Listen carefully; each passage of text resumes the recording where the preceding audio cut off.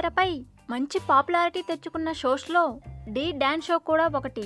ఢీ show ప్రతి season ని ప్రేక్షకులు అమితంగా ఆదరించడంతో ఇప్పుడు ఢీ10 ని కూడా ప్రారంభించారు షో నిర్వాహకులు. ఈ షోలో కూడా డాన్సర్స్ నువ్వా నేనా అన్న రీతిలో డాన్స్ ఇరగదీస్తున్నారు. అయితే ఈసారి కంటెస్టెంట్స్ డాన్స్ పర్ఫార్మెన్స్ లో కాస్త రొమాన్స్ ఎక్కువైనట్లుగా కనిపిస్తుంది.